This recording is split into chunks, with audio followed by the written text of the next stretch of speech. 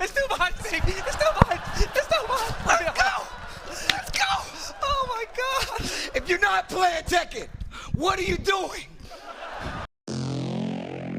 Yoshinori Ono, Katsuhiro Hirata, Massive Ego Sakurai, and Yu Suzuki.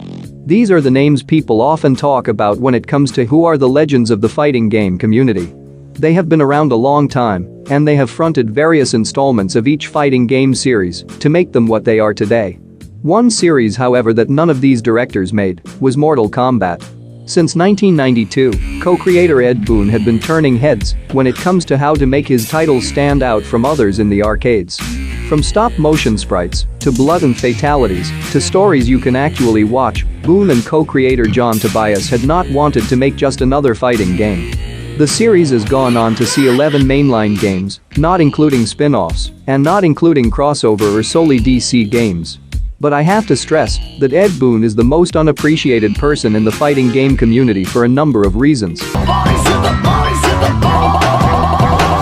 It's astounding how many fighting games today will recycle content, whether it be fighters, moves, stages, costumes, etc., even without updating or reanimating them. The biggest culprit of this is Tekken, though many other Namco fighting games do this too, especially all the Animal Arena fighters. This can at least be explained.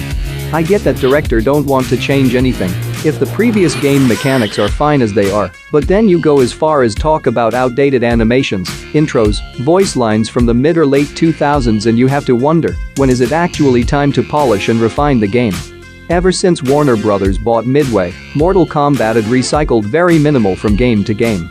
Mortal Kombat in 2011 is different from Mortal Kombat X, and Mortal Kombat X is different from Mortal Kombat 11. Each game plays differently, and while characters have all their signature moves, their movesets get overhauled each game with different animations and voice lines. There is an appeal to this, each game is different, so you can play one of the past games, and it can be a brand new experience for you. Ed Boon has talked about this, saying he doesn't want his new games to just be enhanced versions of older games with just better visuals and more content. Now that Tekken 7 is out, I hardly see any value or appeal in Tekken 6. But I don't feel that way about Mortal Kombat X, because it's completely unique from 11. The only other fighting game series that does this nowadays is Street Fighter.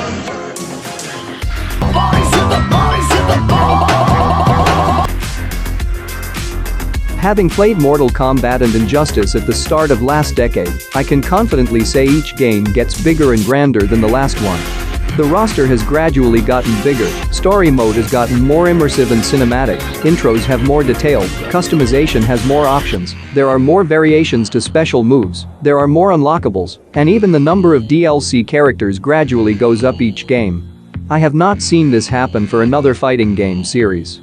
When it comes to the Japanese fighting games, you typically see characters get cut, game modes that are missing, and some content even hidden behind a paywall, even if it consists of returning fighters with just the same moveset.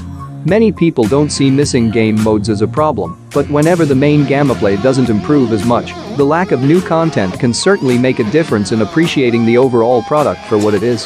Mortal Kombat has never lacked in game modes for a long time.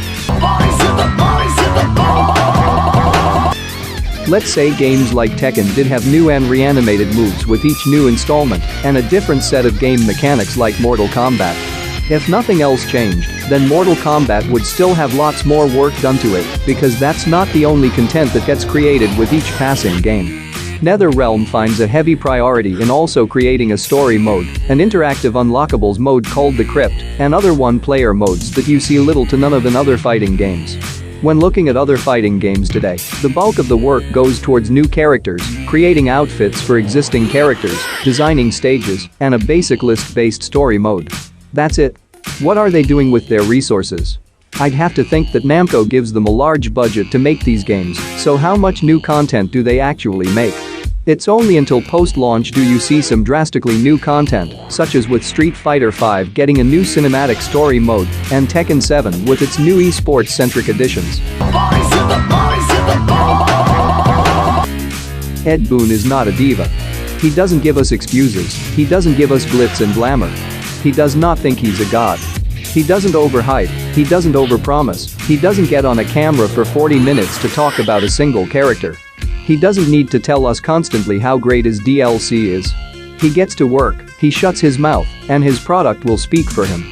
That's what there is to like about Boon. He is a no-nonsense personality that will only speak when the public wants him. The guy has been able to manage 2 AAA fighting game projects at a time. He has had a tremendous amount of weight on his shoulders for being able to release a game every 2 years with continued high expectation. And he says he still has a lot left in the tank to lead NetherRealm for at least 20 more years. Compare this to another certain director who only has to make a game every console generation, yet he publicly expresses during the development of each game how he cannot wait until he no longer has to work. I wonder if I'll ever get to take a break. Having the head boss of a video game studio say these things should never give you confidence. Give me a man like Boon anyway.